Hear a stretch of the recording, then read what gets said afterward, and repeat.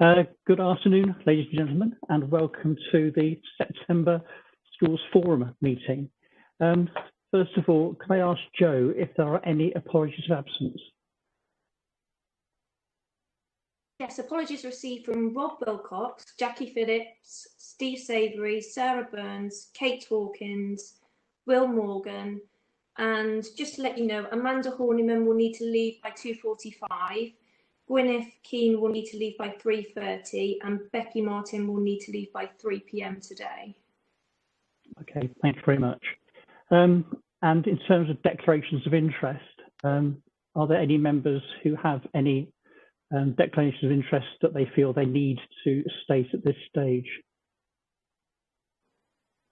Okay, thank you very much. Joe, do we have any public questions? No. Okay, thank you very much. So could we move on to the minutes of the last meeting then, which have been distributed? First of all, in terms of accuracy, so if we look on page 2 of the papers, which is the first page of the minutes, any items there that anybody wants to raise for accuracy? Okay. No indication, Andrew. It's fine. Okay, thank you. Page 3. Thank you very much. Page 4. Page 5. Page 6.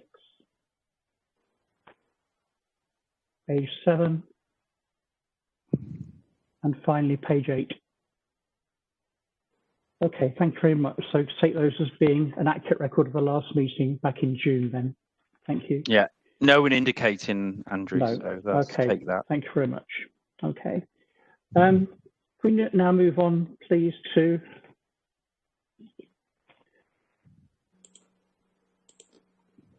agenda item 5, which is the membership of the Schools Forum. Firstly, Joe has done some work in looking afresh at the balance of membership against the various kinds of school and so on within the county, just to establish or just to check that the balance of membership reflects the various kinds of school and so on in the county. Joe, is there anything you want to say about item 1 under agenda item 5? Yeah, just to say that hopefully this paper answers the queries which were raised at the June meeting around membership and proportionality. The balance between maintained primary, maintained secondary and academies members remains broadly proportionate to the pupil numbers in each category. As a result, no changes are being proposed by the local authority to amend the numbers representing those categories. Okay, thank you very much. I think one of the reasons that item was raised was because of the request from the Gloucestershire Parent Carer Forum for them to have a representative on Schools Forum, and as a result of that analysis, that shows that a space can be made available for somebody from Parent Carer Forum.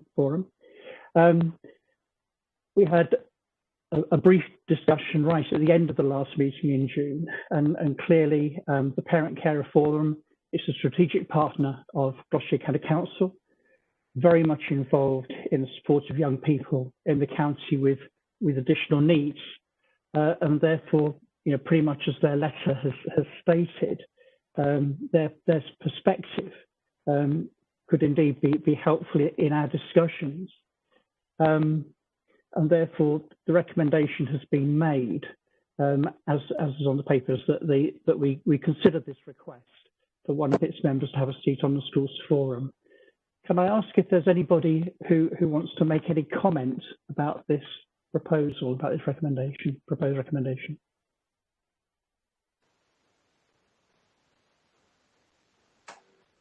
No? Andrew, it's Chris. Hello. Just a very brief comment, really, and that is, you know, clearly the Gloucestershire Parent Carer Forum quite rightly have a vested interest in SEND. Yes.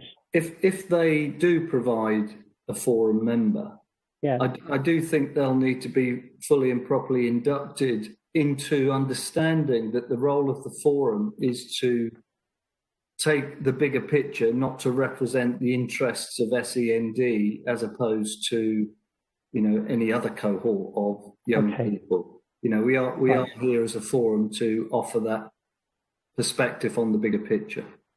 I think that's a really well made point, Chris. Thank you so much for that. And yes, I absolutely agree that induction is really important, because we all are here to take that broad view. So we will make sure that happens. Anything else at all anybody wants to mention?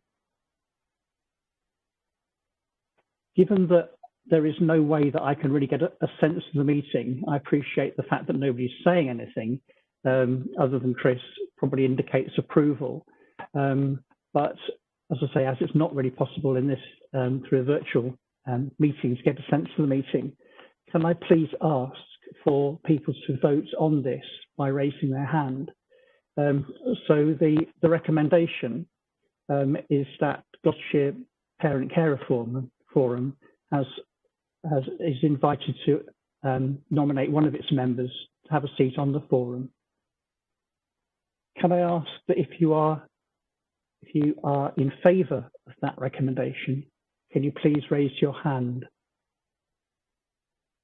I'm getting lots of hands going up, Andrew. So let me. I'm just scrolling through them now. Okay, thank you.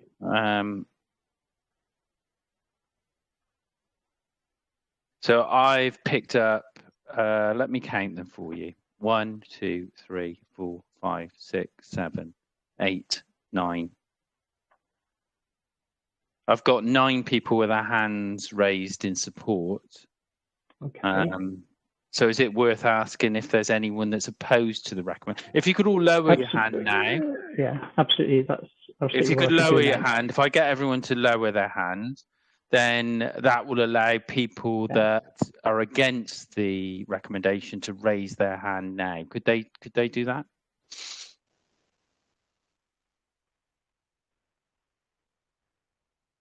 I've got no hands coming up at all. Okay. And in the interest of fairness, if you wish to abstain, you can put your hand up now.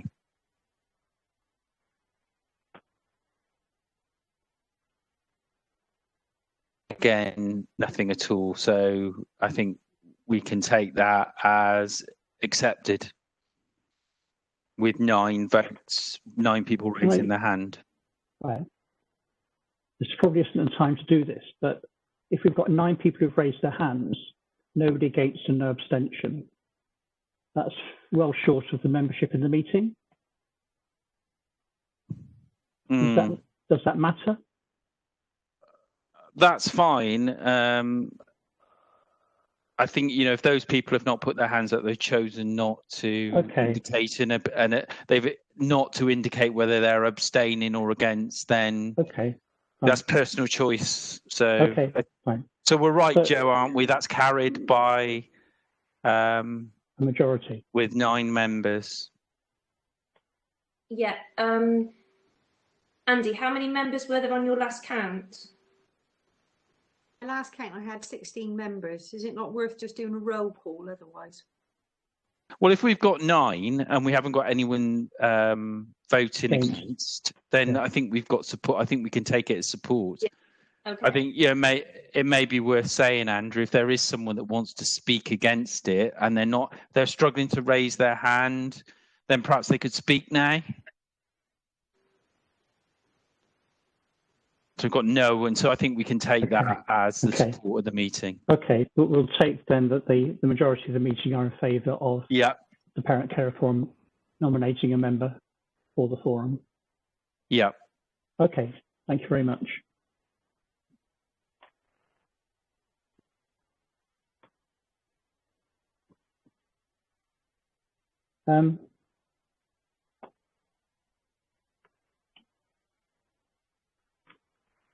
May I just apologise profusely because we haven't been through matters arising of the minutes of the last meeting, and we need to do that. So can we go back, I'm very sorry about this, to agenda item 4 and go through the minutes of the last meeting for matters arising, because there are a couple of items there. I don't think that that will affect the vote that we've just taken. There's an action sheet in with the papers, which highlights the action items from the last meeting. From the section 47, which was about the impact of COVID-19 on school funding, a couple of action items there. One was about schools recording expenditure and loss of income so that true cost of COVID-19 can be ascertained, and that message being sent to schools. Then the other item was about schools not claiming for additional funding if they're projecting to increase their surplus by the end of the year. I appreciate we're talking about the 1920 year in that. Phil, I know that's all gone out to schools. Is there anything that you want to add to that at all? Nothing other than what's written. I think certainly the second point, the guidance is, guidance around COVID has been changing regularly. But at the point of the last form, it's very clear that if a school was intending to increase an existing surplus in that year, they wouldn't be eligible to claim, but only if they were increasing, not if they were sat on an existing surplus. They shouldn't have to use existing surpluses to cover any COVID costs. Okay, thank you. Item 47.6 focused on early years funding. And as a matter arising, I know that Gwyneth Keane would like to expand on that somewhat. Gwyneth, could I hand over to you for that matter arising that you wish to raise? Yes, thank you, Andrew. I sit on the Early Years Forum, and from that we've done an offshoot based on the schools model, actually, of the Road to Recovery, led by some of the early years team. And the providers sat in that meeting have asked me to put forward, so I've written a very short report, if you don't mind me just reading it out quickly. So the COVID-19 pandemic has posed enormous challenges to the early years sector, which caters for about 2.1 million children under the age of 5 years. The economic and public health consequences of the crisis are threatening to deepen existing patterns of vulnerability and underachievement for young children and families, especially those living in poverty and disadvantage. We know that early years are a crucial stage for social mobility, with the poorest children already 11 months behind their better off peers before they start school, and that attending high quality early years provision provides a vital opportunity to narrow the gap before they start. The Sutton Trust analysis of polling by the Early Years Alliance of 6,300 early years providers finds that at the height of the pandemic, 2/3 of early years providers were closed to all children, including 79% of preschools, 59% of nurseries, and 41% of childminders. Of those that were closed, 2/3 expected to open again in June, with 20% expecting to still be shut and 15% uncertain about whether they would be able to open in the future. In a separate poll of 604 parents in Britain of children aged 2 to 4, conducted by YouGov, almost half, 45% of parents, felt their child's social and emotional development and well-being had been negatively impacted by the lockdown, with those children who were unable to attend the nursery or preschool most likely to report this. Amongst parents working from home without childcare, 65% reported feeling stressed, worried, or overwhelmed by the education and childcare arrangements for their child. However, parents in middle-class homes were more likely to have received online support from their nursery or preschool rather than working-class parents, 31% versus 23%. The early years sector faced financial difficulties before the crisis, but widespread closures due to the coronavirus pandemic has meant that many providers, particularly those in disadvantaged areas, have relied on government support to stay afloat, including the furlough scheme and business rate holidays. Nurseries and preschools in the most deprived areas are more than twice as likely to have needed a business rate holiday compared to those in the least deprived, 35% versus 16%, and almost twice as likely to have utilised small business grant funding, 18% versus 10%. As a result of this financial instability, many early years providers say that they may be forced to close permanently, with those in the most disadvantaged more unsure of their future than those in the most affluent areas, 34% compared to 24%. 69% of those in deprived areas expect to operate at a loss over the next 6 months, and 42% anticipated making redundancies. One in 4 nurseries are now predicted to close. We need your support. Within Gloucestershire, we have an annual underspend of around 1.57 million. I would therefore like to request that a proportion of this underspend is set aside as an emergency fund to ensure the future sustainability of our sector, as the furlough schemes are beginning to be withdrawn. As highlighted throughout this agenda for today, the other sectors represented by this forum have access to a fund. The financial impact faced by schools, further education, special schools, PRU, and post 16 are well documented within this report. I have been asked by a cross-section of our sector to formally raise this for your urgent attention. Thank you. Sorry about all the percentages.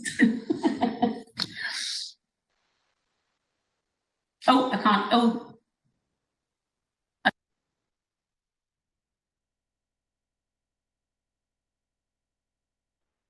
Okay, thank you very much for that, Gwyneth. Can I just ask? It's probably Phil whose advice I need on this.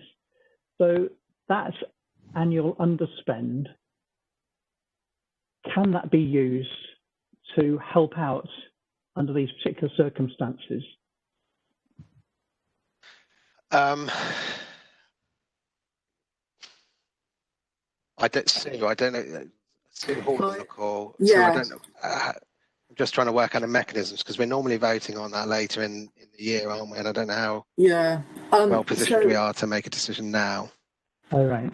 I'm not sure we're in a position now to make that decision, but it's definitely something we can consider over the next, say, month and come around with, because I think we need to establish, one, what the underspend is from last year, and then look at what those options would be. We must probably put it around to the early years forum, Phil, do you think, as a way forward? Yeah. But I think that is definitely something we can do and consider. Yeah, and I think assessing the impact of doing that as well, because obviously the sector is fairly well used to having that funding flow back into the system later on in the year. So if we're using it earlier to support around the COVID environment, we would need to understand that won't happen later in the year as it normally might. And I guess there's a question also whether we should be utilising funding that's part of the kind of early years infrastructure that's not part of normal early years funding to support what is an additional COVID cost, and whether there's another way that we can look at that. So I think it's a point really well raised, and something that we should take away and look at and work with the early years forum on. Okay, thank you. I think Andrew, Gwyneth, I think you raised your real hand. You're on mute. And then I raised my virtual hand. Okay. So can I just clarify, just because I said that I would take this back to early years forum. So what we're proposing to do is to have a look at because we seem to have had, so I've been on the forum for many years, and I apologise if I've misunderstood, but we seem to have an annual underspend of early years since I've been on that is carried forward year on year. And I've never seen it deplete particularly that much during the academic year or the financial year.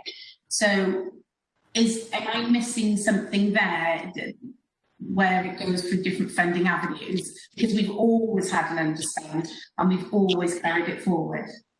Sorry if I got that wrong. To come back on that, Andrew, just to say, last year we did, I think, distribute out £1 million across all early years providers. Right. So we reduced the carry forward for that, but each year, depending on the numbers and the activity between the autumn and the summer term, and the lag that the census picks up in the January will depend on the surplus at the end of the year. So that's why there is a continued one. If numbers are going up, there will be a continued lag effect of funding. Right. That's why we only know what the position is about this time each year. Right. Sorry, can I just ask one question? Yeah. Just something to maybe consider, and I know it needs to come up in early years forum. I do know that we also have an issue in Gloucestershire with our 2-year-old uptake. So I was wondering if somehow if we could look at that future provision within that context as well, to sort of, because that kind of goes hand in hand. If we're not getting the children in at an early age, then we are not having the numbers, and we're showing those areas of deprivation where the children most need high quality provision. And if we're not getting the 2-year-olds coming in, and then it's been further impacted by the pandemic, is there additional funding? Because I know sometimes there's an awful lot of funding around from the DFE with additional funding around the 2-year-olds. And I know you may be got to can't answer that now, but again, something to be considered for future conversations. Okay. Andrew, can I just jump in from a governance point of view?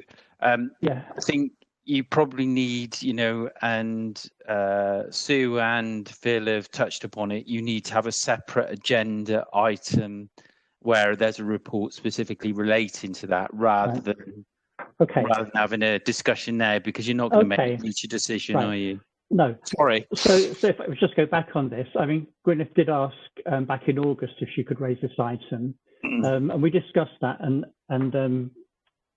decided that it would best come up as a matter arising at this stage. I think that's where we are now. Can I suggest that some work is done on this and looking at ways in which some of those needs might be supported that have been highlighted, and that we come back in November with something which has been considered as an item, as an agenda item for that meeting. Would that be okay? Does that seem reasonable? That's the right approach, Andrew. Yeah, thank you. Got Chris Spencer. Chris, you've got your hand up. Chris. If Chris is there. Yeah, I am here. Thank you. Sorry, I lost my screen for a moment and then I couldn't unmute myself. Actually, the moment is slightly past us, but I wanted to comment on the first issue of matters arising, which was encouraging schools to bid for COVID-related funding. I do think, even if you've got surplus balances, that it is worth bidding. Now, Phil may disagree with me, but a lot of schools do put sums of money aside for future projects that requires the accumulation of monies over a number of years in order to pay for a project which they can't fund from a single year's budget. So I think if that money is earmarked and you've got evidence of that money being earmarked for a specific project in the governing body meeting, say, then it is worth attaching that as evidence that this money is earmarked, because otherwise it acts as a perverse incentive to schools that have shown good financial control and management. So, and that's the advice I've been giving to schools whenever I've spoken to heads and governors. And some schools I know very well have benefited by doing just that. And when I spoke to Phil earlier, our kind of collective performance around accessing monies as a county hasn't been great. It's about 215,000. But the highest amount of money that one secondary school was able to gain was something in the region of 40-odd thousand. And the highest for a primary, I think, was in the 20s. Phil will know the exact figures. So I'd like to encourage you really to apply, even if you have got a surplus, if you can demonstrate that it's been earmarked, because that's all money coming into the system that we wouldn't otherwise get. Okay, thank you, Chris. Can I come to that in a few seconds? Can I just tidy up the early years issue? Just to confirm then that some thoughts will go into that between now and the November meeting, and it will be an agenda item for the November meeting, just to finish that off. In terms of bidding for additional funding for COVID-19, so the issue is it's not a school that has a surplus, but it's a school where it projects to increase that surplus, isn't it, rather than just a surplus. So in most schools, what you would obviously do is you wouldn't project to increase your surplus, and you put the bid in, because I doubt very much that if you actually do end up having a slightly greater surplus at the end of the year than you projected, they're not going to come and take the money away from you. So yes, I think that's right what you say. If there is a surplus, then there's no reason. If you've got a surplus, there's no reason not to bid for additional funding. Can I ask? I don't know. Perhaps because I'm not in school anymore, I would know otherwise. What is the arrangement for 2021 for additional funding? Because this item on the minutes matters rising is from 1920 funding, isn't it, Phil? Yeah, I can't, because I'm sharing my screen. I can't raise my hand virtually, so you'll have to call me. Yeah. So at the moment there isn't anything further that we're aware of. It looks like Andrew's dropping out. So there's no clarity over exceptional costs coming into the systems. There is going to be pressure, and I guess it kind of comes up on the agenda later on when we're talking about the kind of the COVID catch-up funding. And I know in the report there's details about what we've managed to claim so far in terms of exceptional costs. That application window closed at the end of the summer. There is kind of background talk of a potential additional round of exceptional funding, but at the moment that is only very light, that talk, and we don't know whether that will come through. So it's safer to assume at this stage that there won't be another round of exceptional costs. Okay. So at this stage, right. So if there is the opportunity to bid for additional funding, though, that we don't know about yet, then at that stage, can I suggest that we bottom out what the situation is for schools that are projecting to increase their surplus, and as to whether there are ways in which they can be advised or ways in which they can still apply for that additional funding? Because as Chris says, it might be the case that you've got a surplus and you absolutely intend increasing it because you are building up a surplus for a particular project, in which case you shouldn't be denied that additional funding. Yeah, I think the advice at the moment is that schools should be tracking any exceptional costs that are in relation to COVID throughout the course of this academic year. If you're incurring additional costs, and the areas that seem to be coming up, in the one area that's of most concern, it would seem, is supply costs. That seems to be one common issue that's discussed.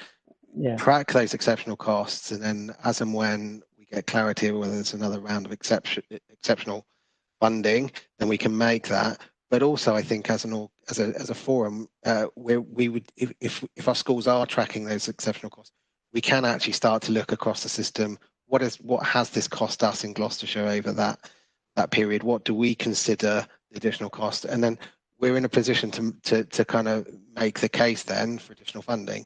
We know across Gloucestershire in this academic year, it's cost us, in terms of exceptional costs due to COVID, £1 million.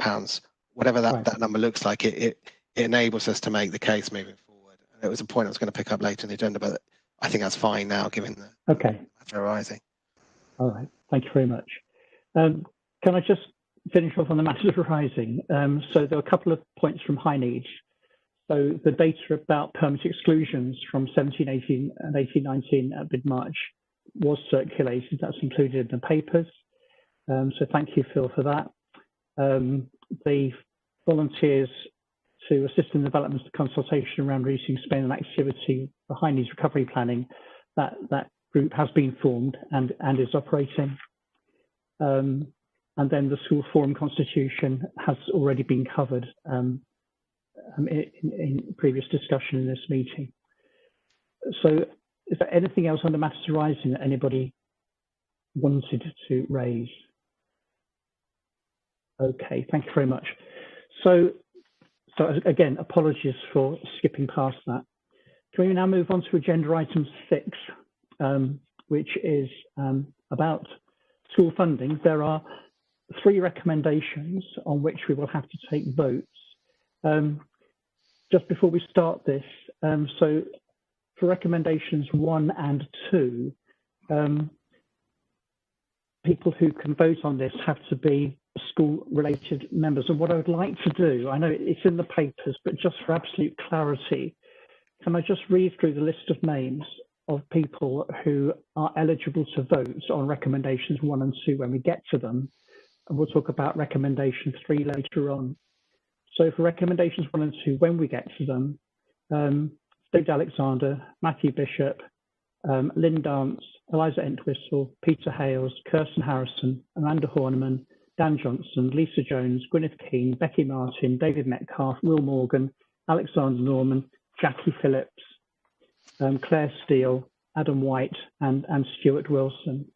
So of the members who I understand are present, those are the members who can vote when we get to the vote for recommendations 1 and 2. Okay. Phil, I think it's time for your presentation, please. Phil, just before you start, Gwyneth, can you just lower your hand? Is that all right? Sorry. Okay. Yes, good. All right, we're good to go. Go on, Phil. Brilliant. Thanks, Simon. Okay, so school funding for 21-22. Obviously, you've had a chance to have a look at the report, but I just want to pull out some of the kind of key headlines. Just useful to start with a little bit of background. So as a forum, we'll remember September 2019, there was the government announcement, 14.4 billion package over 3 years. And within that, they included this kind of first financial year, 2021. What we've had at the end of July, 20th of July, was the formal announcement for 21-22.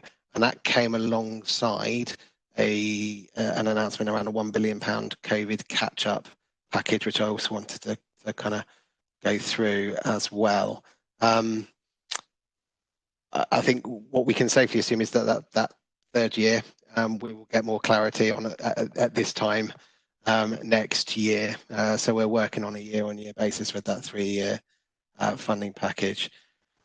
The announcement on the 20th and the detail that we've been provided with so far. So it's always worth remembering that this is against the current census data and that this will change when the census data changes, obviously marginally. But the table on screen and included in the report provides a kind of overview of the impact.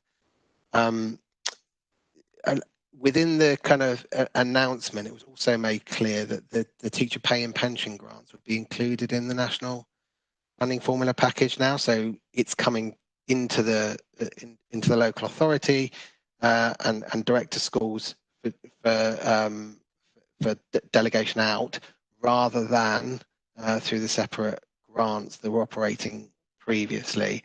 So what we tried to do on the table was identify a like-for-like comparison between 2021 and 21-22. That's the top part of that table. So 376 million was our allocation into schools block in 2021, and in 21-22 that's moved up to 12.5 million to 389. That's a 3.3% increase. And high needs again has moved up 6.4, which is broadly in line with last year as well, a 9.7% increase.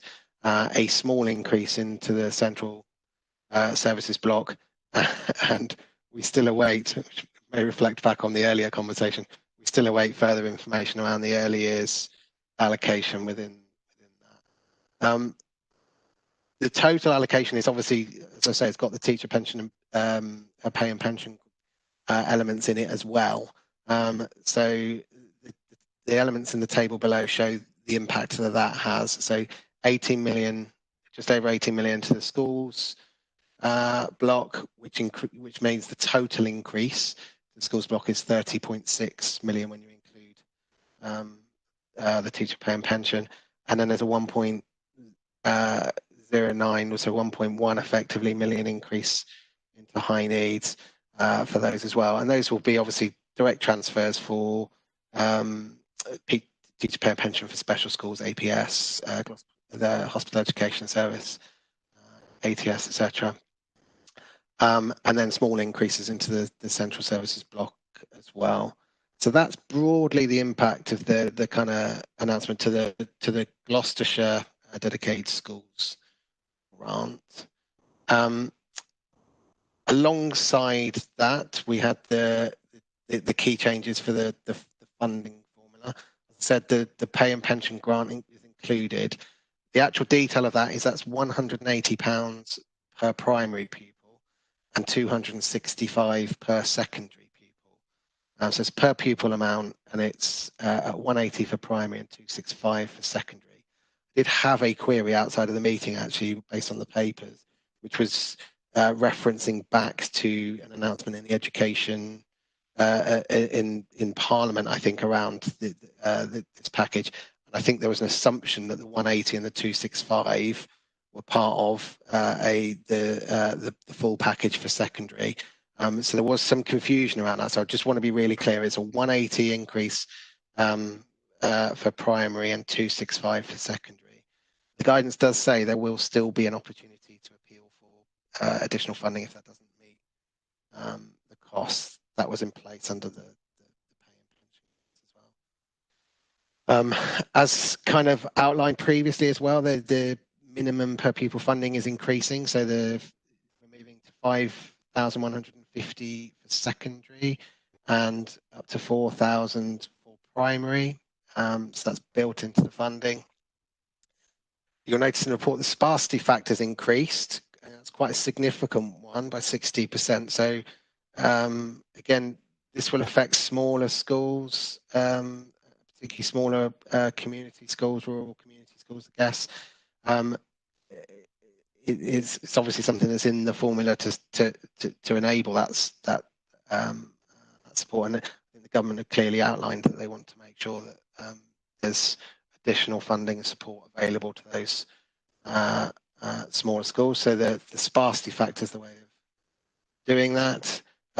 Also worth noting that the baseline deprivation index has been updated from 2015 to 2019, so the underlying deprivation data that's used to calculate the formulas has been updated.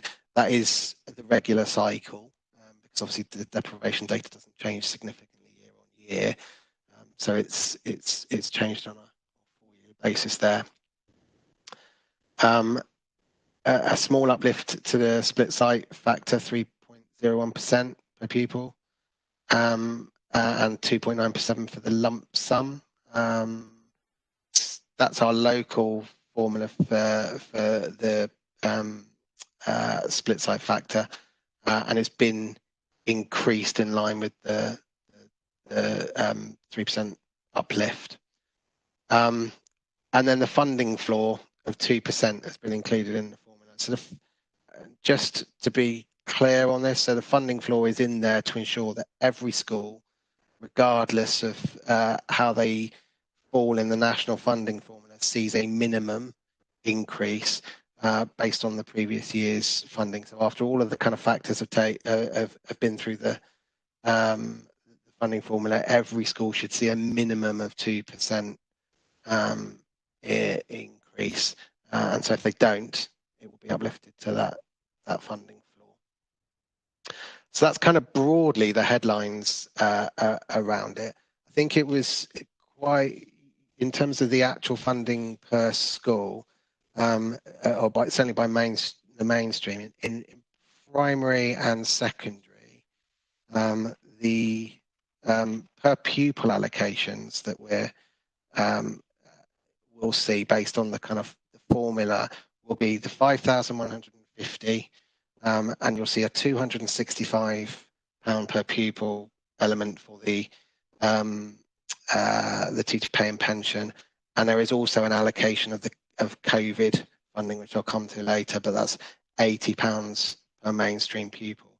So overall, that's coming up to 5,495 when you bring those things all together. and at primary it's 4,000 per pupil for the minimum funding guarantee, 180 for the pay and pension grant, and then again 80 for the COVID funding cost, which is a 4,260. But it's really important to, I guess, note that the teacher pay and pension and the COVID things are treated separately, and after all of the kind of national funding formula elements, so they're not locked into the minimum funding floor. If that makes sense. So they're counted after that. So the inclusion of them in the DSG and the funding formula hasn't caused any kind of detrimental impact, and schools won't lose any of that within the way the funding formula works. So I'll pause there, and I guess there are questions. Thank you for that, Phil. Certainly your last point, remembering back sort of 18 months and more in the past when I was very much more involved with this, certainly those of us who are kind of sensitive to the conspiracy theory are always worried that as and when the teachers' pay and pension grants got rolled into the general formula, that they would pull some kind of a trick and we'd lose out. And it's, as far as I understand, the rates are essentially the 2021 rates, which have been locked into the formula, and then obviously subsequent increases there will be included in those amounts. Can I ask if anybody has any questions for Phil about what he's just presented? Okay, thank you, Lisa. Oh, hi.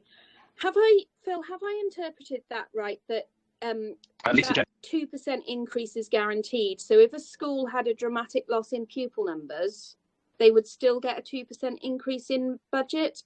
Or would a dramatic loss in pupil numbers still result in a loss in budget?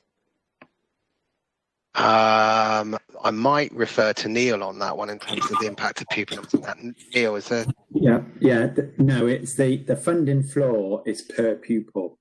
So if you lose pupils, you lose funding the same as you always would have done in the past. So it's a 2% per pupil protection. So it's the per pupil after all the calculations. So if we used to have 3% there, didn't we?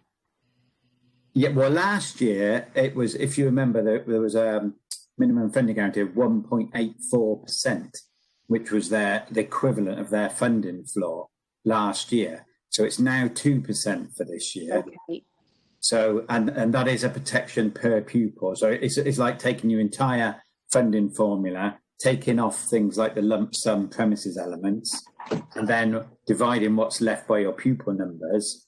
And you should see a 2% increase for each of those pupils. If then you drop, 20 pupils, then you will lose 20 pupils. Yeah. Okay. Thank you for the clarification. Okay. Okay, thank you. Are there any more questions at all?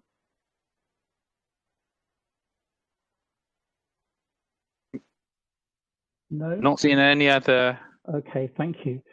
So can we therefore move on to the recommendation, which is on the screen in front of us? In other words, the Schools Forum agree the basis on which the formula will be allocated to 21-22 in line with their previous stated intentions to match the national funding formula method as closely as possible. So could I ask, please, that those members in the list that I read out earlier, if you are in favour of that recommendation, could you please raise your hand?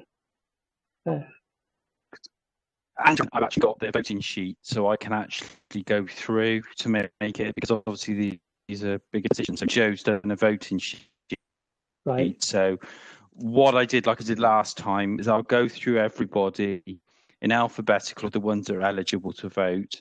Okay. And then I'd be grateful if they could say for, against, or abstain. Is that all right to you? Yeah, and then we can be. Yeah, I saw the sheet. I misunderstood what the process was to be. That's absolutely fine. Yeah. So I'll read through all, and I'll only read the people that are eligible to vote. Okay. So if you could just turn your microphone when I read your name, turn your microphone on, and say the for, against, or abstain in response to recommendation 1, and then turn your microphone off again. Okay, so I'll make a start, Andrew. And the first person is David Alexander. 4. You there, David? Yeah. Come online. 4. Thank you. Matthew. 4. Thank you. Lynn Dance. You there, Lynn? Could you come online? I'll just move on and I'll come back.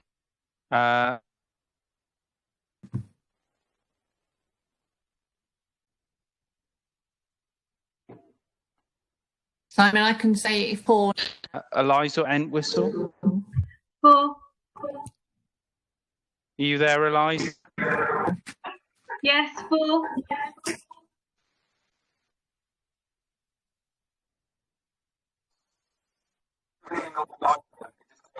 So Eliza, and Lynn, you're 4 both. Yes. Both did, yeah. Right, okay. Sales. 4. Thank you. 4.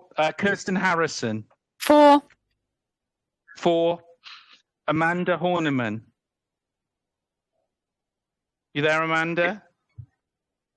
Can't Yes, hear 4. you. 4, thank you. Dan Johnson. 4. 4, thank you, Dan. Lisa Jones. 4. Thank you, Lisa. 4. Gwyneth Keane. 4. Thanks, Gwyneth. 4. Becky Martin. You there, Becky? Left the meeting, Simon. You left the meeting, okay. David Metcalf. 4. 4, thank you, David. Will Morgan, apologies. Alexander Norman. 4. You there, Alexander? Yeah, 4. Thank you. Jackie Phillips, apologies. Steve Savory, apologies. Claire Steele. You there, Claire? Yes, 4. 4. Thank you, Claire. Adam White. You there, Adam? Can't hear Adam. Rob Wilcock, apologies. And then Stuart Wilson. Stuart? 4. Yeah, 4. 4, thank you. So Adam, are you there? I don't think he's. Can't hear you, Adam. Adam is there, Simon. He's Okay. not there. Oh, he hasn't signed Okay. Okay, that's fine. So that is carried. So all those that voted in favour. So it was unanimous amongst the members who voted. Okay, Thanks, Andrew. Very much. Thank you. Phil, can we move on to the growth fund, please?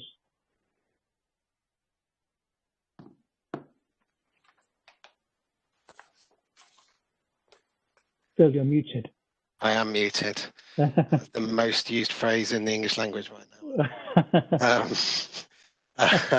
Yes, there's not a huge amount to say on the growth fund. This is something that's obviously top sliced each year. We've looked at the kind of basic need and the expectations for 21-22, broadly in line with the numbers for this current year, and are kind of proposing a top slice of 1.5 million from the block to cover that. The need for additional growth throughout the course of the year. So I guess I'd leave that one just open for questions if anybody has any around the growth funding elements. I'm just looking, Andrew, just for anybody indicating.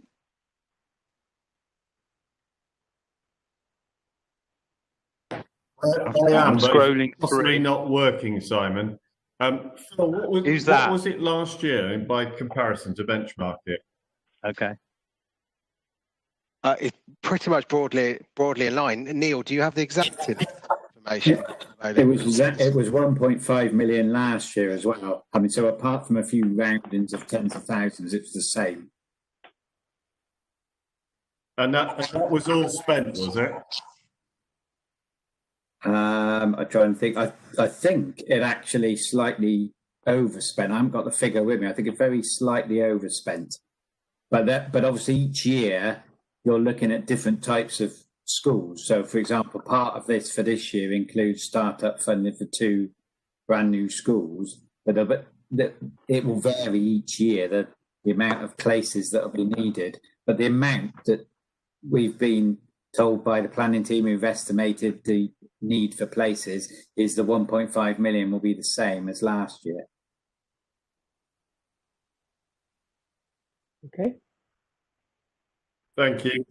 No one else indicating, Andrew, as far as I can see. I'm just scrolling through now.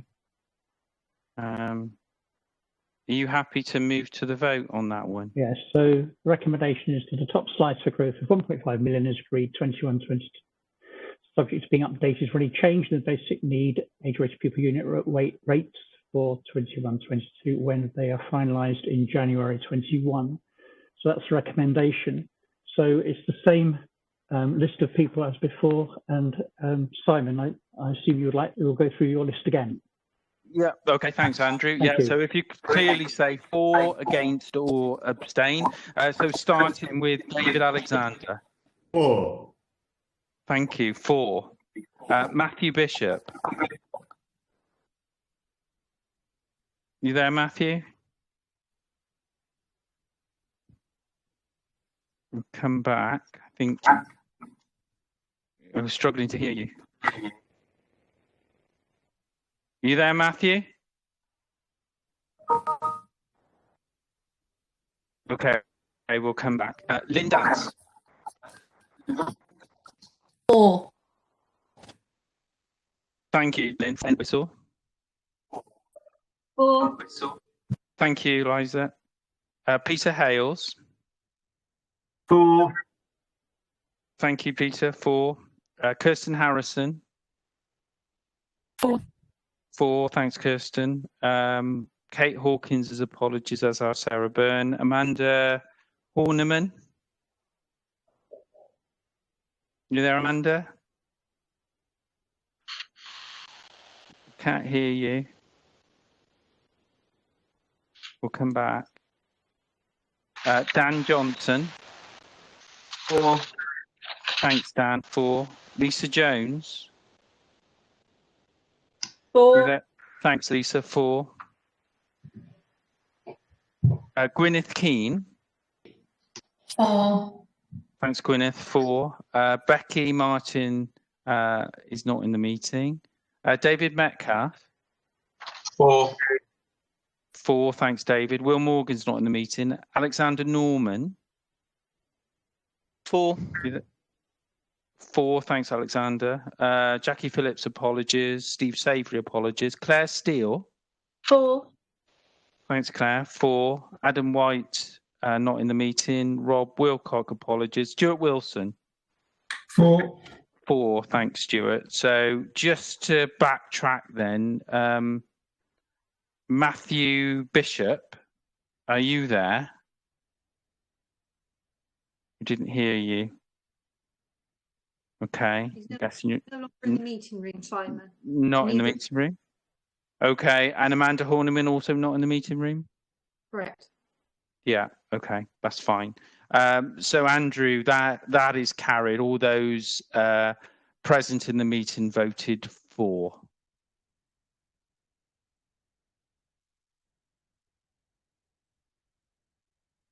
Can you hear me, Andrew? I don't know if we've lost Andrew a second there. I'm back now. Sorry about that. All right. Okay. So that was carried unanimously in favour by all those that voted, all those that were in the meeting room. All right. Excellent. Okay. Thank you very much for that. Okay. All right. If we move on to de-delegations now, and there are three, I think it's three. Is it four?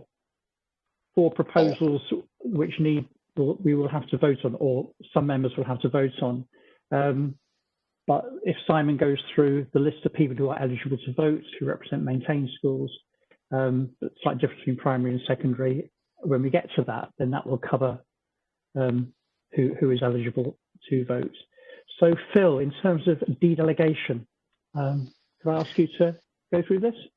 Yep. Thank you. Yeah, I'm not on mute, just check. Yeah, so there's 4 areas that are covered. I won't go through all of the details of the reports on this, I'll give Sarah a chance in a second to talk about the union facility stuff, but just briefly, so we've got the in-year increases in pupil numbers in primary.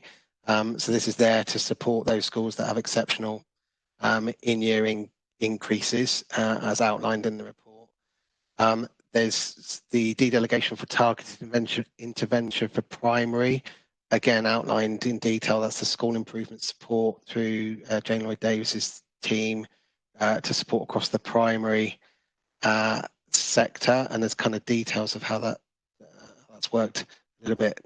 Some samples of that in detailed in the forum report. The union facilities, which I'll come back to and let Sarah or Tony, I don't know, just kind of give a bit of an intro to their report at the back.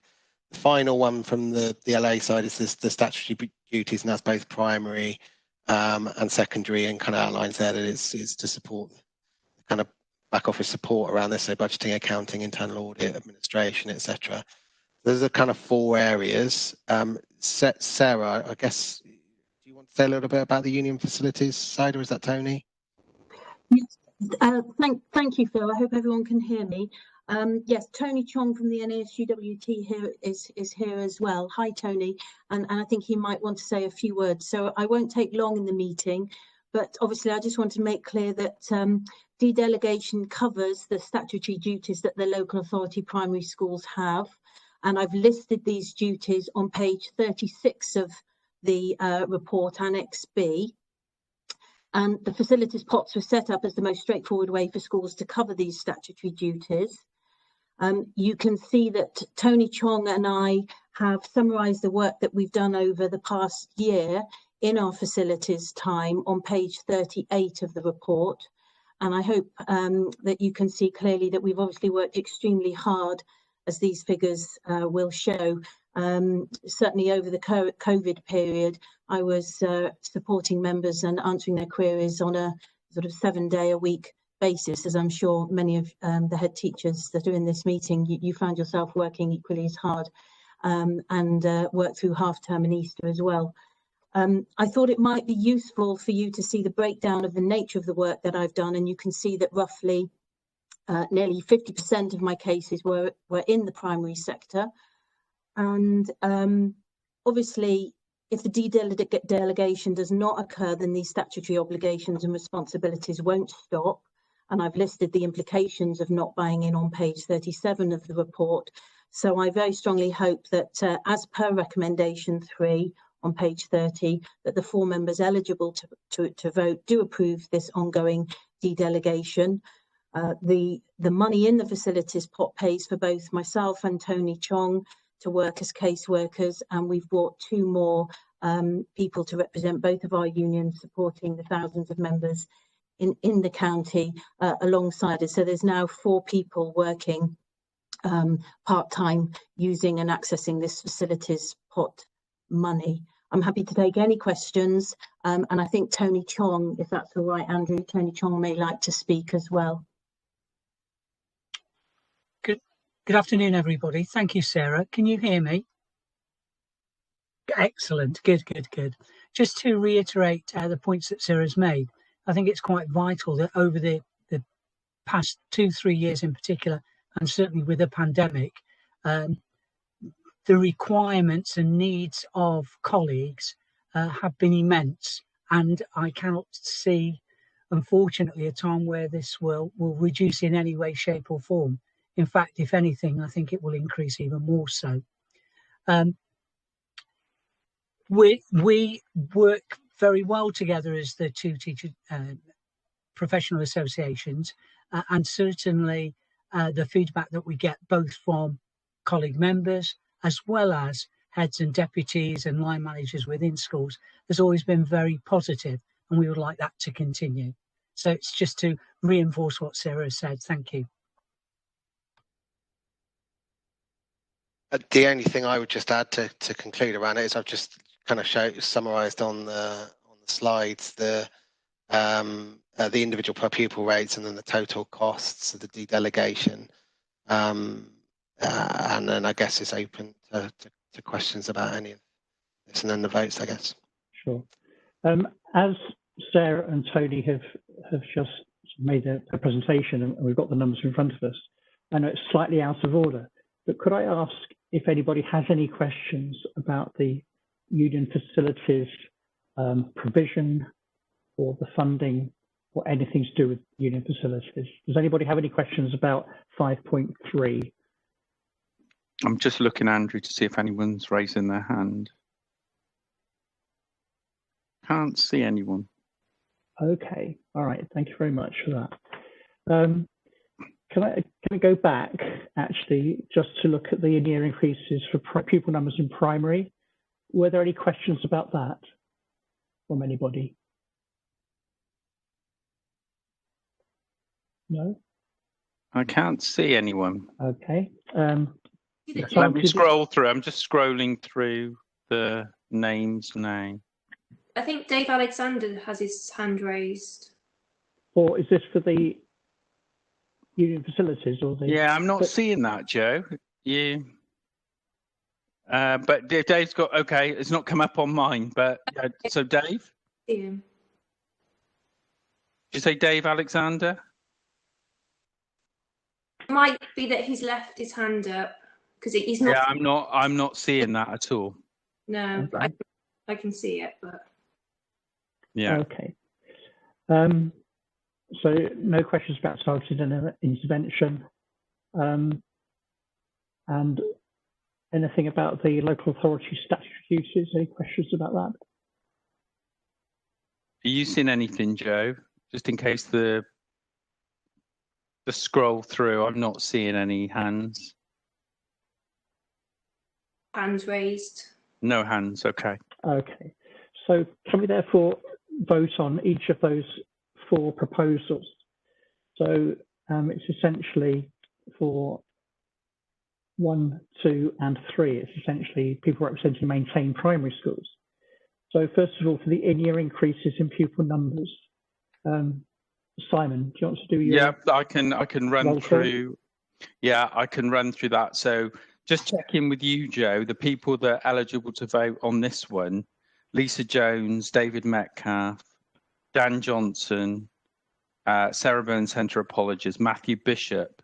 Yeah?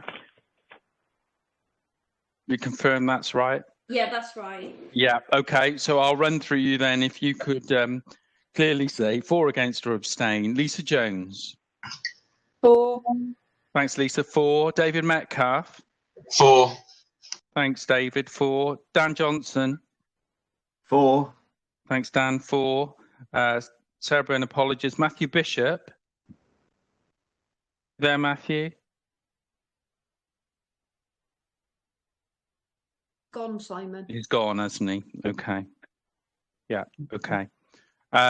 So that's all of those eligible to vote are voted in favour of the in-year increases in pupil numbers primary. Okay. Okay, and then for the targeted intervention, again the same members. It's the same group of members. Okay. Lisa Jones. You there, Lisa? Yeah. 4. Thank you. 4. David Metcalf. 4. 4. Thanks, David. Dan Johnson. 4. Thanks, Dan. 4. Sarah Byrne, apologies. Matthew Bishop not in the meeting space. So again, that's carried, Andrew, unanimously by the people present. And then union facilities, again, still primary maintained schools. Yep, same people. So Lisa Jones. 4. 4. Thanks, Lisa. David Metcalf. 4. Thanks, David. 4. Dan Johnson. 4. Thanks, Dan. 4. Okay. So again, carried unanimously by those present. Andrew. Thank you. And then for the local authority statutory uses, that's the same group, but with the addition of David and Adam representing maintained secondary schools. And so, Adam White is not in the meeting space, is he? I beg your pardon. I think I'm just checking. I'm pretty sure he's. No, he's not. No, he's not. That's fine. I'm just as I go. Right. Okay. I'll run through it again then. So Lisa Jones. 4. 4. Thanks, Lisa. David Metcalf. 4. 4. Thanks, David. Dan Johnson. 4. 4. Thanks, Dan. Sarah Byrne, apologies. Matthew Bishop not in the meeting space. So David Alexander. He's not in the meeting at the moment. Not in the meeting space, and Adam White is in the meeting space. So we've got the three people present in favour. Okay. So that's carried. Sure. Brilliant. Thank you so much for that, Simon. Okay. Okay. Can I just check on that last one? Is that okay? I'm just conscious that the people voting were primary representatives. Was there any secondary representation? Do the primary and secondary need to be separate? A message did come up that David was leaving the meeting for 15 minutes. So we could vote on that again later, if that's a concern. I don't know. I was just. If he comes back, if he comes back, Andrew, then we'll pick it up with him at that point, having taken the vote to the others.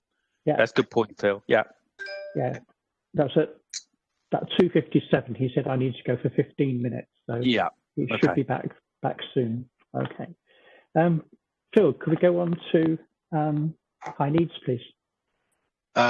Before we do, can I just finish off with the code? Oh, so sorry. No, it's yes, fine. Of course. Just at the end of the report. Yeah. So I just wanted to talk a little bit about the COVID funding, because obviously it's coming through the system and we're starting to get announcements about what the future support looks like. The government announced the £1 billion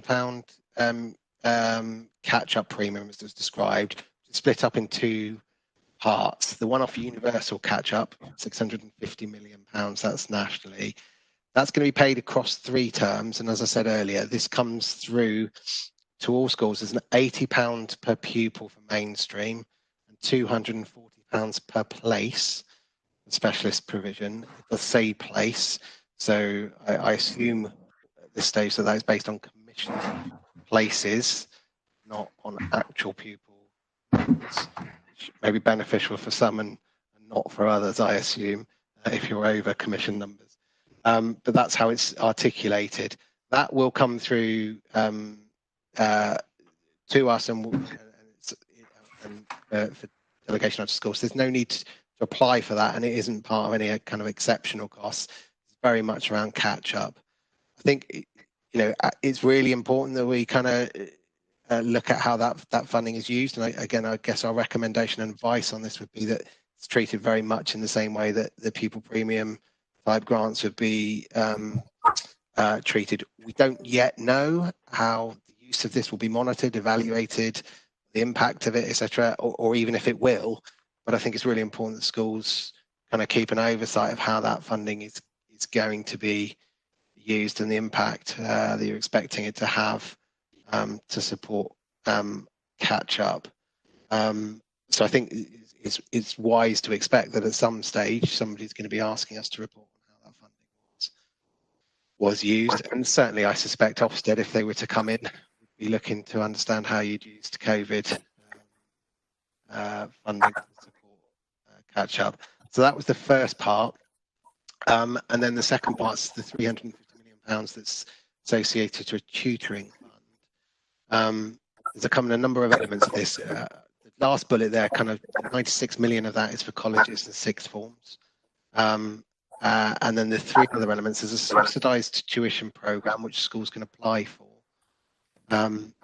Academic mentors for disadvantaged schools. Again, we're waiting a bit more detail on this. My expectation is that that's probably likely to be linked to a DACI and possibly the opportunity areas that the DfE have used for previous support for disadvantaged schools. And then there's a reception and early language programme. I think we will continue. I will communicate this out to the school system as well, but I think it's really important that schools are aware of this and able to access any of the support that's relevant to you. It's there, £350 million. We need to make sure as a system in Gloucestershire that we're accessing what we can from that. So that's the kind of catch-up premium. I did also kind of pick up on the kind of exceptional costs earlier, and this is a kind of concern in the system that we've had a phase of funding for COVID exceptional costs, which was submitted, and I've kind of detailed in the report what we have had so far.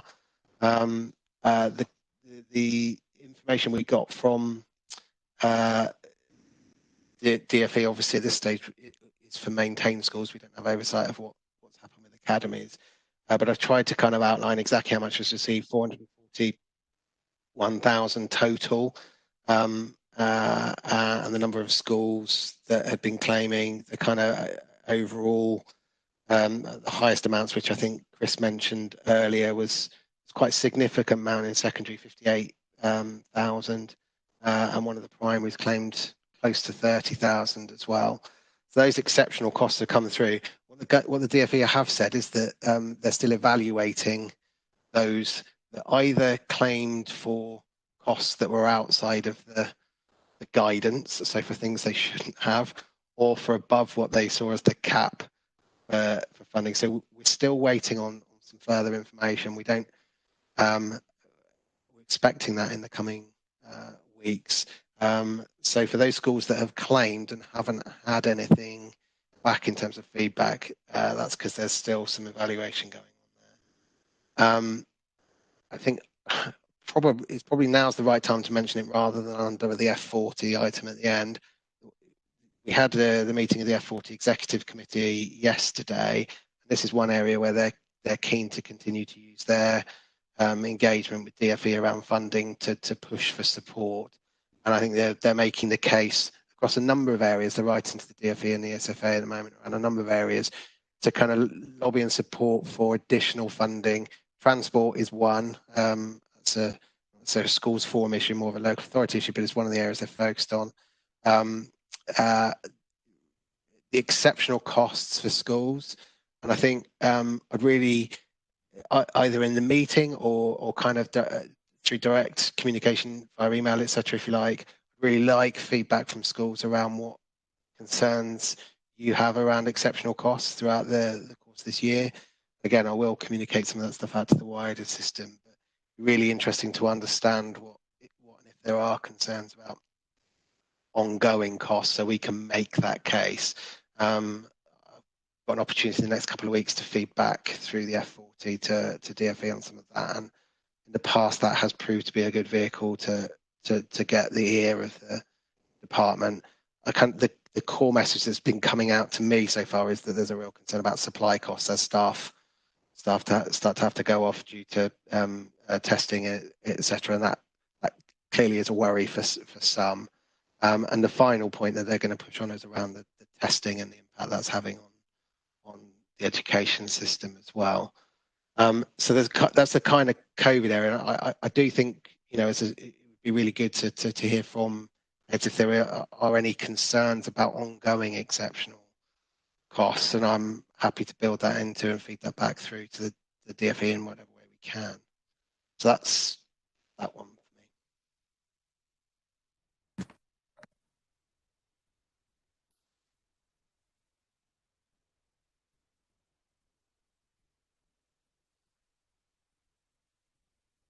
Andrew, are you there?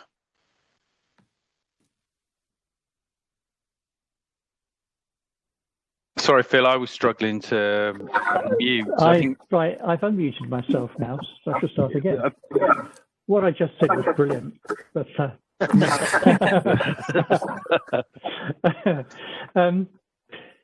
thank you very much for that, Phil. Briefly, are any members who've got any particular questions for Phil on what he's just been presenting? I'm not seeing anyone, Andrew. Joe, are you seeing anyone? I'm just wondering if they're coming up on yours rather than mine. I saw Stuart Wilson's hand raised. Lynn Dance and Stuart Wilson, I can just see, just come up. Okay, I'm not sure which order. Lynn.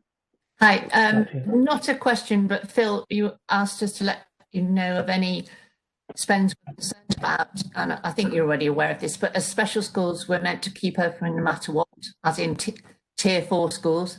And we are very, very concerned about supply costs that is going to result in, especially if a lot of our staff disappear because their own children's schools have shut a year group down or closed. So just to raise awareness of that, please. Okay. Thanks. Thank you, Lynn. And Stuart, what did you? Yeah, again, just a point of information, really, to Phil. We received our notification of the 16 to 19, our share of the £96 million.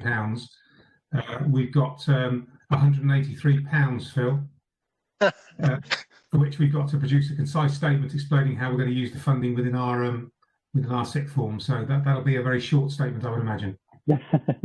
Is that £183 per pupil or total? It looks like it's £183 full stop. Okay. It's not very clear from the documentation. Okay. Thank you, Stuart. Okay. I'm sure you'll use it wisely. Okay. Can't see anyone else, Andrew. Can I just ask Okay. Lynn to lower her hand? Is that okay? Can you do that? Okay. I can see. We've got some. Oh, just. Who is HT? Kirsten Harrison. Kirsten Harrison. Yeah. Kirsten. I was just going to say, Stuart, talking about his 183, ours is just over £2,000, and that is the total. So I fear that 183 is all it's going to be. Right. Not going to do very much with that then. No. Okay. Anything else on this? Kirsten, can you just lower your hand? Is that okay? Thank you. Okay. So can we move on to high needs then, please? Phil. Yes, we can. So yeah, I've kind of outlined in the high needs report kind of where we are this year. So on the screen, I've just brought out the table that's in the report. You notice in the report the difference between the kind of core budget and the budget adjustments. That's recoupment into the into academies. So that's coming out of the effectively straight off to academies for their places. That's why that's in the majority of that's in special school provision and then up in the FE as well. That's direct recoupment that comes out. We're currently forecasting to be under the planned budget. You remember when we set this, so it's a sizable deficit budget, but you remember probably me talking at great length about the kind of need for us to have an accurate forecast this year, that we didn't have something that was continually moving away from us, because setting strategy and making changes as a system on a budget that kept moving away from us was very, very difficult. We were having kind of large movements this year.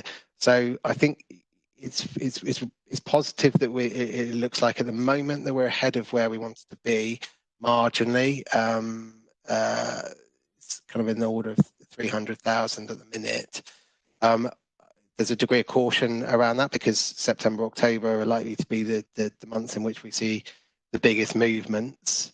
And I think probably we're still in the mindset that this is going to come in close to and around the planned deficit budget. I think the positive element is that we are in a position there at least to then show that we're understanding the trends that are coming through the system, able to forecast accurately for that, and then subsequently make strategic plans to address it as we move forward. So that's the kind of current position. I'll kind of stop there because I think that's probably an area where there might be some questions if anybody does have any about the kind of 2021 position.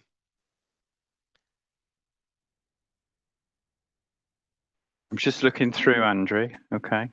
Okay, thank you. Oh, we have got somebody with their hands up. Just zoomed past them, I think. Hang on. Lisa Jones. Okay, Lisa. Yeah, hi. I'm just concerned about the impact on our SEMH children, and we've already seen over the past few years an increase in demand in that area, and I think COVID, certainly in my school and heads I've spoken to, are seeing children with that type of need being very hard to settle back into school and having come back with additional issues. I think there's more to come out from under the carpet there, and we know there's going to be an increase, but I think we're going to see a jump in need, particularly for SEMH.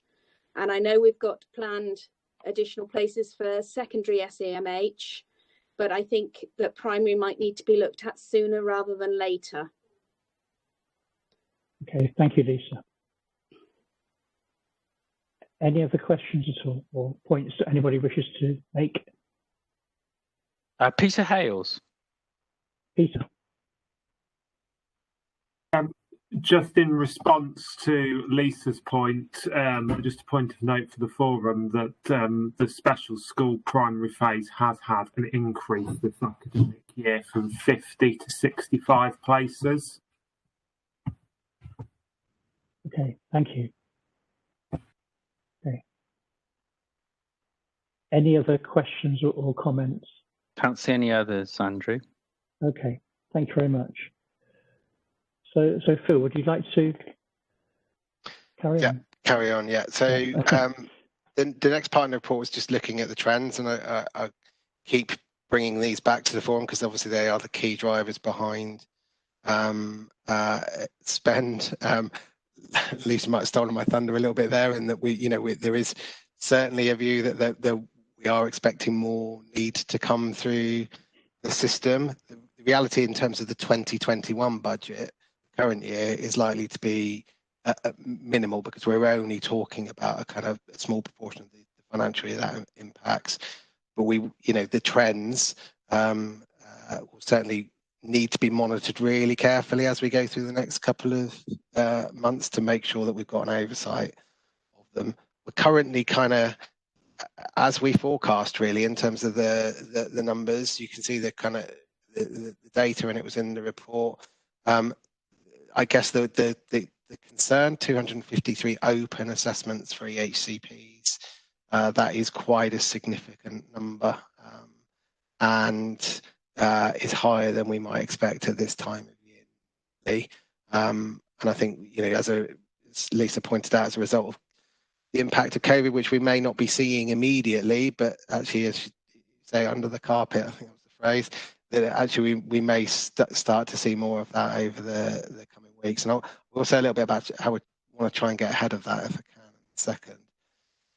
So EHCPs have been kind of broadly where we would expect, that kind of 350 that we were talking about, but with 253 open assessments, that's quite a large number in the system at the moment.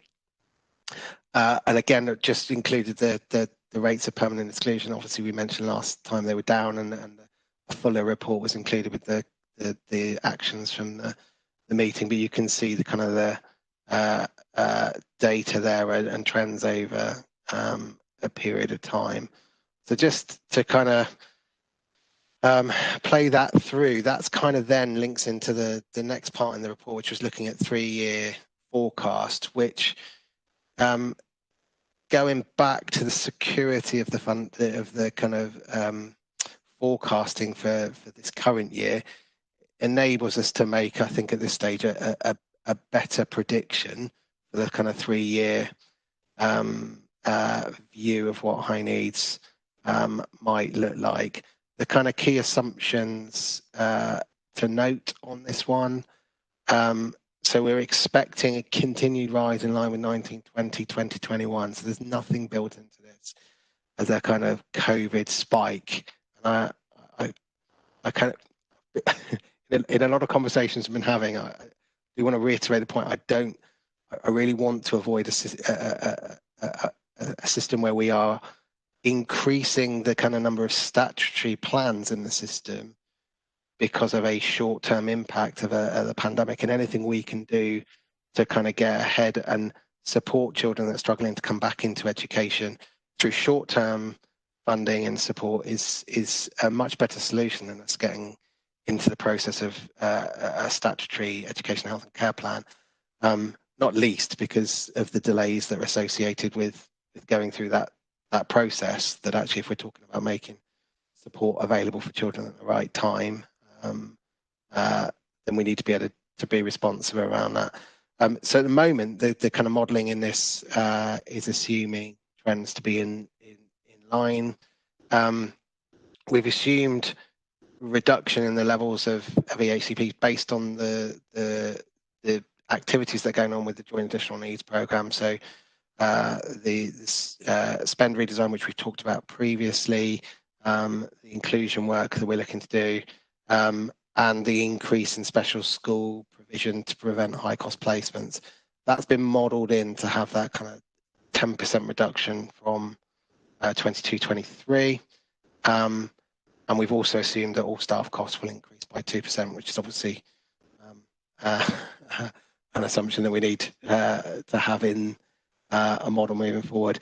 That puts us in a position whereby, without further action, by 23-24, we'd be coming to that point of a small in-year deficit, 609,000. I'm not sure in my life when 609,000 became a small amount of money, but certainly in terms of the current numbers, that would be where we are. You know, there's some big assumptions in that, and I kind of outline in the report that I do think it is time to have a look at it in a bit more detail at some other areas.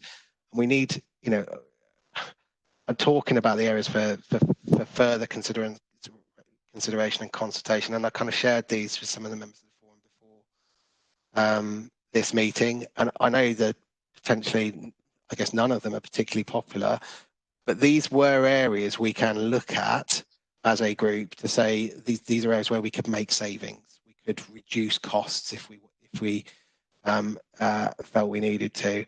So I felt that these were the ones, and would welcome your feedback around them, that we should take forward, not to at this stage to consultation as such, but to come back to the forum with a more detailed view of how we should treat these moving forward, then going potentially, if necessary, to a consultation around them.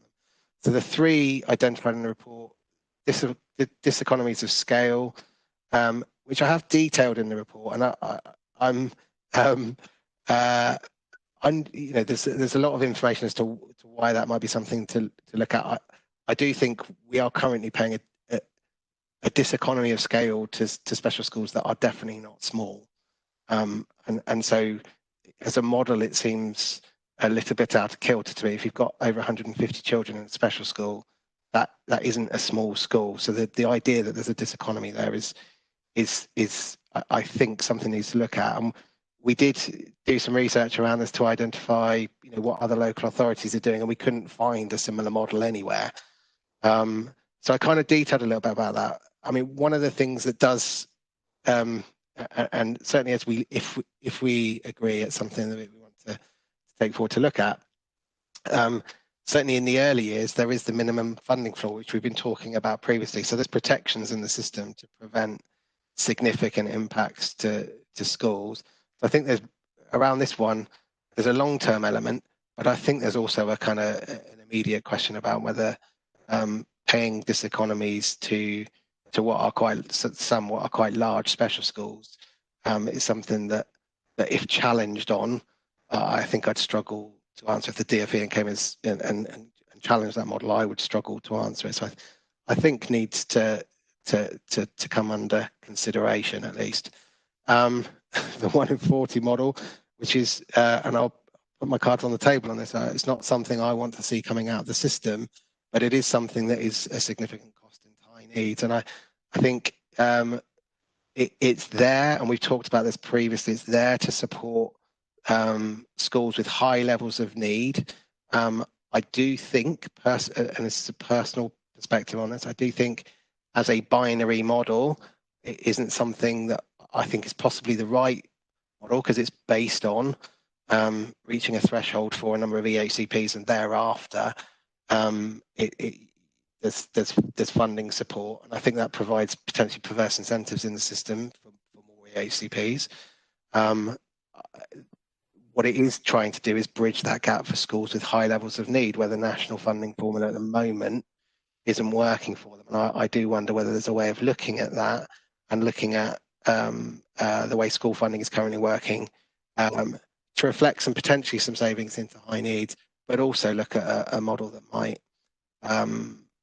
work better for schools in areas of disadvantage, high deprivation.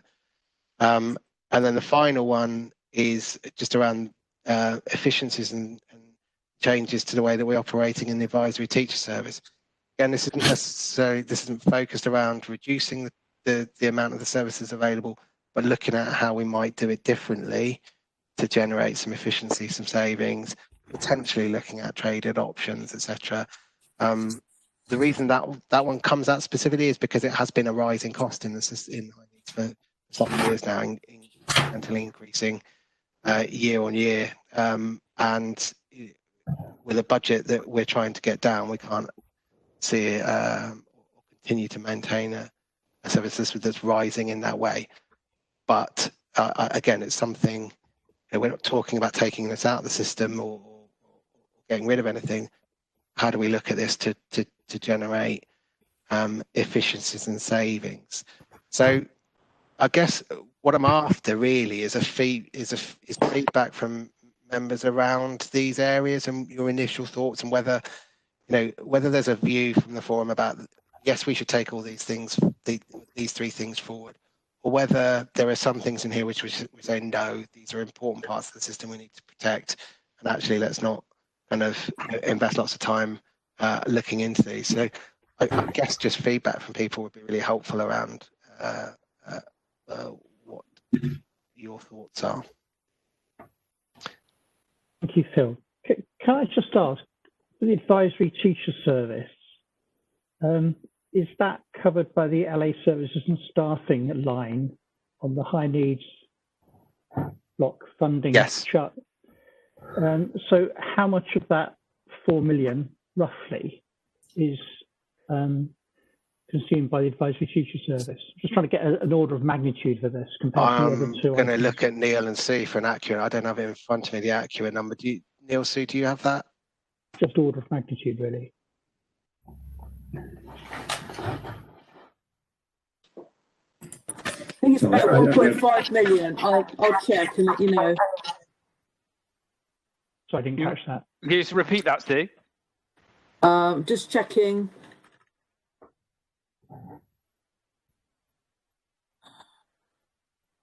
Spreadsheet. I'll let you know in a minute. Andrew, just to jump in quickly, we've noticed that a number of people in the meeting has been dropping off. We're in danger of losing our quorum. Okay. So we're now down to 12 people, including you. And if we lose more people, we're not going to be quorum, so the meeting would have to end. So can I just make a polite request that if anyone's going to leave, could they say, because we need to... Right, we need to take recommendation on this one anyway. Yeah, absolutely. It's 1.9 million. Okay, thank you very much, Sue. Okay. So in looking at the funding, essentially it's these three items that Phil has proposed as being areas for further consideration. So for the diseconomy of scale model, is there anybody who wants to make any comments or ask any questions about that, which will then lead into deciding whether to take the recommendation forward for further consideration? Any comments anybody wishes to make? Andrew, we've got Lynn Dance, and I think Kirsten Harrison was there. Yeah, she did have her hand up. So okay, so I'll take Lynn first, if I may. Lynn? You there, Lynn? I am. I didn't actually mean to have my hand up. Sorry. Drop it. Okay. Yeah, okay. No, Kirsten got her hand up as well. Okay, Kirsten. Sorry, I was jumping the gun. I wanted to comment on the 1 in 40 model. Okay, we're nearly there.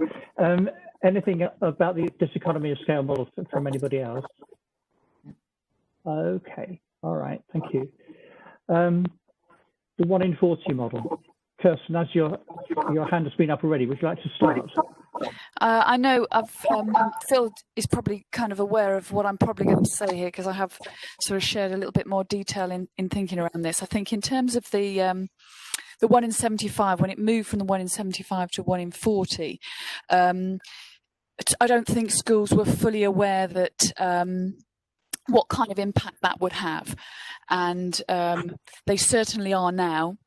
And any suggestion around a sort of even the whiff or possibility that the 1 in 40 might disappear, and I appreciate that's not what you're saying, Phil, would have to be handled extremely carefully, because the financial implications for secondary schools who have higher numbers of EHCPs are very significant. We took around a sort of typical kind of large secondary school took around 120,000 reduction on the move from 1 in 75 to 1 in 40.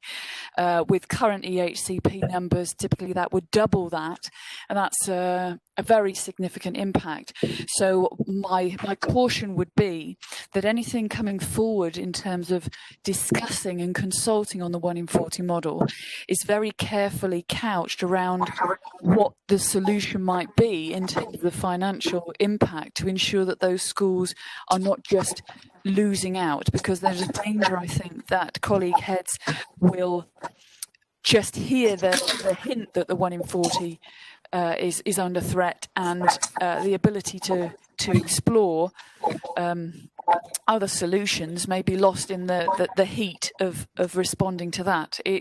That would be very, very poorly received, because the impact in its removal would be very significant for a lot of schools.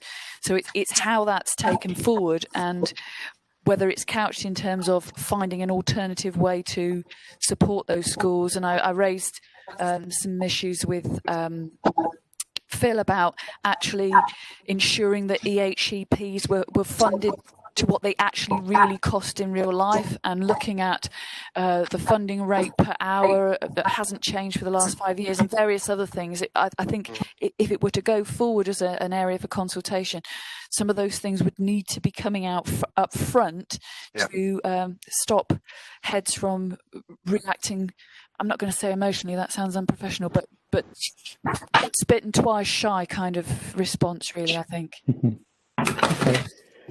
Thank you very much, Kirsten. I mean, certainly remembering back to Schools Forum discussion 2.5, 3 years ago, it was very highly charged, and certainly the discussion around 1 in 75 to 1 in 40, even when perhaps the true implications weren't actually seen, it was not easy discussion, and there is no doubt that, as you say, if there was any whiff of it disappearing, there would be a response which would be difficult to manage. And from my perspective, it is there to prevent an unfairness of funding. So hopefully what we'd be aiming for is perhaps something which still enables the fairness of funding to be in place, but perhaps a more efficient model. I don't know. Phil, sorry, I'm probably going beyond what I should say as chair. No, that's absolutely fine. And I Kirsten had shared her thoughts with me prior to the meeting, and I agree entirely. And it isn't, in terms of support for schools with high levels of need, that's 100%. I'm not advocating, and I wouldn't, for us to kind of lose that from the system. I just think we need to find and review the way that we're currently doing it, and see if there's a better way of doing it. And I'm very conscious that when we had the debate about surplus in the schools block, I think in the previous forum meeting, about kind of supporting the 1 in 40, I think we got there in the end. But at the moment, 1 in 40 is broadly a transfer from high needs into schools, and we just need. I need to be in a position where I can show that we've really looked to this and we've got a way forward on it, because I am expecting scrutiny over where we are over the coming years, and I think this is one area where we will get it. Okay, thank you, Phil. Are there any other questions or comments about 1 in 40? Sorry, from any other members? Not seeing any. Just let me scroll through, Andrew. I'm just scrolling through the list. No other. Okay, thank you. And I have my hand up, Sarah Murphy. Oh, okay, Sarah. All right, I can't. Can you see Sarah, Joe? I just checking, going down. I'm not. I can, Sarah. Yeah. Well, I can't. Okay, good. Sarah, Okay, keep an eye out, Joe. Yeah, as well. Sarah's definitely there. So, what would you like to ask? Thank you. Just a very couple of quick comments. I wanted to concur with what Kirsten said. Obviously, I've been involved in many restructuring and redundancy consultations over the last 6 months or so, and get to see the business models put forward by the schools when they go through these processes. And there is always a chunk of money within those business plans which reflects the change in funding or the reduction in funding when we went from the 1 in 75 to the 1 in 40. So, yeah, I'd like to echo everything that Kirsten said about how that will impact schools, and obviously then possible redundancies or restructures within the schools. And the other thing I wanted to say was actually on bullet point 3, if I may just very briefly, in that we have a lot of NEU members within the advisory teacher service and obviously NAS as well. And Tony and I have done a substantial amount of work with them, supporting them over a whole range of issues, in particular workload at various points in the last few years. And I'm aware that they already do have a certain level of traded service, but I'd be very possibly concerned or interested in how the model might change going forward, and what schools would feel if possibly what you're suggesting is that services that the ATS service currently provides sort of free to schools suddenly becomes a traded service to schools. So that's quite a big deal, I think, for certainly our members of that service. Thank you. Thank you, Sarah. Are there any other comments about the advisory teacher service from anybody? Just having a look, Andrew, now. Are you seeing anyone, Joe? Sorry. I can see Kirsten Harrison still has a... Yeah, I can see Kirsten. Elisa's waving her hand as well. Yeah, sorry, I can't find the hands up icon at the moment. Okay. No. Kirsten, what were you? I just wanted to comment briefly on the advisory teacher service with regard to that there's quite a broad canvas of different provisions offered within that service, and would there be would you be looking at, I'm assuming you wouldn't be looking at it as just a collective lump, but that you would be looking at the different strands of operation of the advisory service as part of any kind of review of how it operates? Yeah, 100%.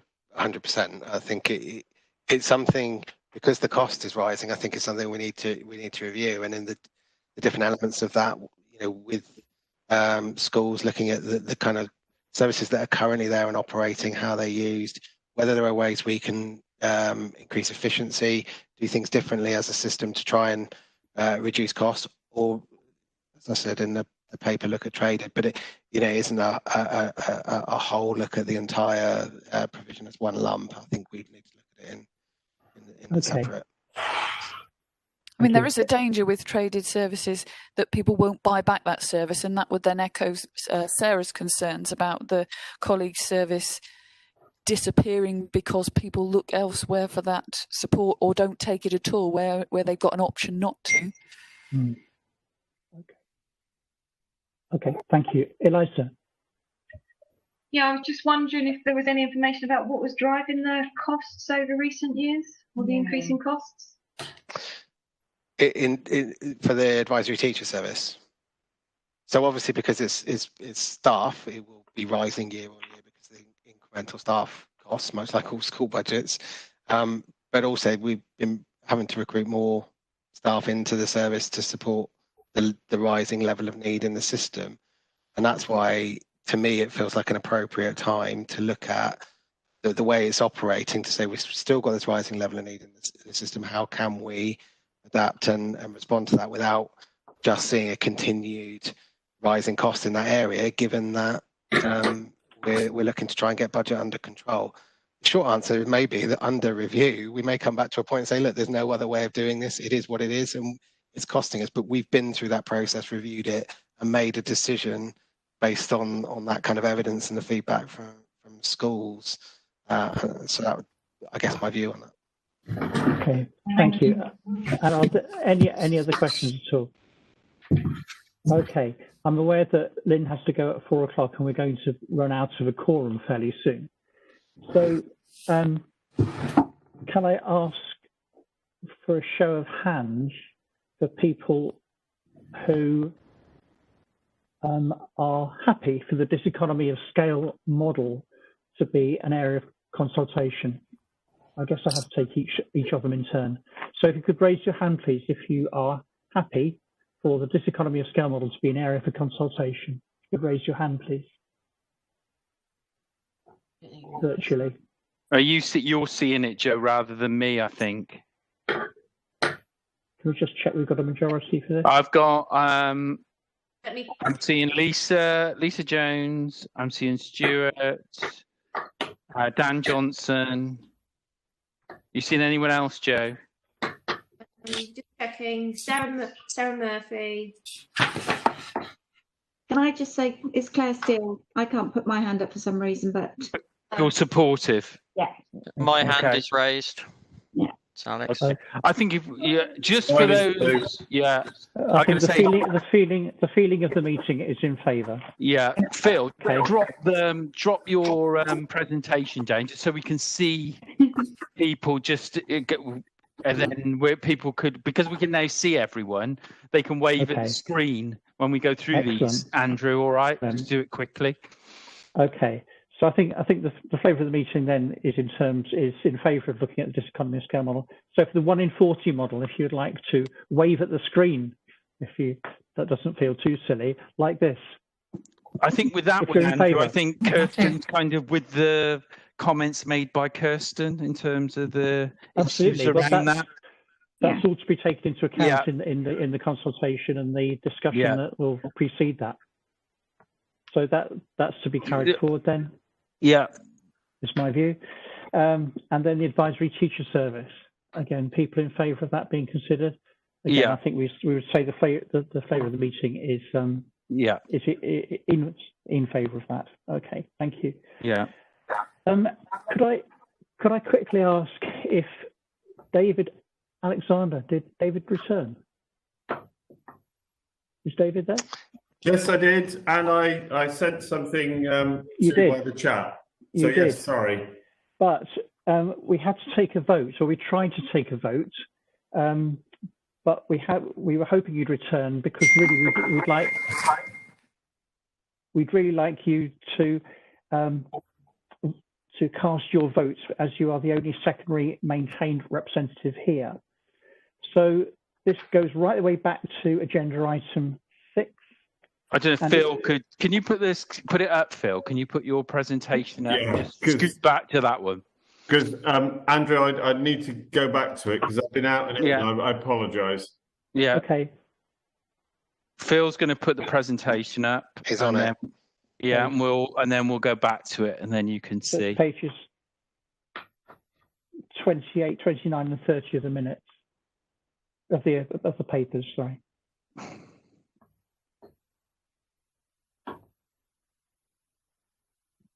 Yeah. You see that? Just the final bullet point on that one. For you. Sorry, David. So Phil, just talk me through this. I apologise because no, that's okay. So this is the de-delegations that come out. Schools. And this is the local authority statutory duties. We had the primary schools vote on that one, but obviously there was no secondary representation. So I mean the statutory duties are outlined in 5.4. Bottom of page 28 and the top of page 29. It's the regulations provided to local authorities to support budgeting, accounting, internal audit, administration of pensions, HR duties, and it's effectively top sliced as a de-delegation, and it needs approval. It's for maintained schools only. Yeah. I've got to say, I'm looking at this. Do I need to do it right now? Because actually looking at it, I couldn't do it justice, if I'm honest, Andrew. And I know that sounds vacuous, but actually I need to come back to it. You need me to make it right now in this decision because it needs to be evidenced. Is that right? Yes. Sorry. Yeah. Have you got the details in the report, Dave? I've got. I'm on your slideshow at the moment. I'm just looking at the proposal and the estimated budgets based on the 2019 census. Yeah. Yeah. So this will be £5 per pupil, effectively 194,000 in total. And it's I can read the section of the report. The regulations. I'm so sorry. No, it's okay. For LAs to retain some of their maintained schools, dedicated school grant in an arrangement akin to de-delegation to cover statutory duties. And it talks about primary budgeting, accounting, internal audit, administration of pensions and those kind of things. So for maintained schools, it kind of supports all of those elements. I think primaries were all voted in favour, but obviously we didn't have a secondary representation. I felt a little uncomfortable because it's both primary and secondary. It's comparable to last year's figure, isn't it? It is indeed, yeah. Yeah. Okay. Yes, I can support that. Thank you for your time. All right, that's fine. Thanks, Dave. Appreciate that. It's good. Okay. So Simon, when we looked at this before, I cannot remember whether the primary maintained colleagues whether they voted. Yeah, they did. They did. So they're all in favour. Yeah, okay. we're good on that. Very much. That's brilliant. Thank you so much. Can we move on to capital funding, education capital? We can. I believe Gareth is... Sorry, just to let you know that Lynn, Claire and Alex have all got to leave at 4 o'clock. So then we will no longer be quorum. No. As I understand it, Andrew, I think that this item doesn't require a decision. No, it doesn't. It's just information. So I think we certainly couldn't have done this with the other items, but we can carry on and just get the agenda finished. Yes. And we're not going to be challenged on these, so we'll just get it done. Okay. Yeah. So just no votes, just noting. Okay. I think so. Gareth Vine, I think, who drafted the report, is with us and can just about this one. I am. Can you hear me all right? Yes, thank you. Hi, Gareth. Gareth. Yeah, good, Gareth. Great. Okay, thank you. I just wanted to pull out a few of the sort of main parts of the report, which sort of looks at the overall sort of budget for the programme that we've currently got set for all the schemes in the capital programme. It's just over 132 million. And within the report, there's a list of all the schemes that we've got on the go at the moment. For this current year, we're forecasting a spend of just over sort of 23 million. And with the forecast spend at the moment for the end of August, we're in the process of just reprofiling the spend at the moment. But at the moment, we're looking roughly about £4 million, which is, I think, roughly where we've been in the past. So I think it's good to say that there's been a lot of talk about COVID and how that's impacting on everything. And for the moment, it's we haven't seen it impact too heavily on any programmes. And certainly we're pleased that a lot of programmes where we were keen to get places available for this September, that they were able to be delivered. So essentially, we're just sort of keeping a watchful eye on that and working with our contractors, because as we move into the sort of winter months, we're not sure how that may or may not sort of impact things if we get another spike in the whole sort of COVID scenario. And also Brexit as well, which is also an interesting one, which may have an impact. But at the moment, we're kind of planning that it's going to should be all right. Just a few other points. The basic need capital funding, which is our key. We get two main areas of capital funding, which is the basic need and the sort of schools conditions allocation. For 2021, 2022, our basic need allocation is 0. And what that is based on is the actual sort of planned sort of growth in a particular area. So that doesn't include housing developments, which will bring forward children, and we will negotiate capital from Section 106 monies. It just means at the moment the sort of plateau is sort of levelling off a little bit. So it's nothing to sort of unnecessarily panic about at the moment, because the plan that we've got in the condition for the capital programme is covering all our current foreseen needs into the future. So at the moment, we are comfortable with where we are, but we will need to be more, ensure we're being as efficient with our capital as possible. So we will need to be making sure that we're just providing exactly what we need going forward. As I said, we had quite a few schemes over the sort of summer term and the summer holidays to provide places for special schools. Going back to what Phil was saying, we are looking at trying to provide more high quality places within the county, and certainly we've been sort of successful in doing some temporary arrangements and working towards permanent arrangements for the likes of Alderman Knight, Battledown, Belmont and Paternoster. So that's all working well, and luckily we weren't affected by COVID, which is good. Sticking on the sort of high needs side of things, we working with Phil on the sort of project around the alternative provision. We're looking at options for how we can just sort of improve the sort of service provision there. Looking at sort of options for sort of primary scenarios and sort of secondary scenarios as sort of separate entities. Looking at sort of how we can possibly deliver the service through utilising available accommodation across the county in the right geographical location. And I think we're now sort of developing a few schemes which actually are sort of coming to fruition. So we'll be able to sort of put a bit more detail on that and provide further updates in due course. A lot of conversations earlier on about the need for a sort of SEMH, and as was mentioned, we are embarking on the new 75-place secondary SEMH special school, which is progressing well. We've got a contractor on board. Because it's a free school, because we can't open them ourselves, we've got the Learn At Multi-Academy Trusts who are running that, and I think that's been working very well with their input and their experience particularly in the sort of the SEMH side of things. So we are looking to hopefully have a planning application being submitted into the autumn. So keep an eye out for that. It's a really exciting opportunity, and I think it's the first new special school that we've done for SEMH, for a long time. So we're quite sort of excited about how that is developing. The other big one, of course, is the Cheltenham Secondary School. And after much to and froing, we were successful in securing the planning consent for developing the new 900-place school, which will be delivered as part of the Balcarras Academy Trust. The new school itself will actually open it'll take its first Year 7 intake in September 2021.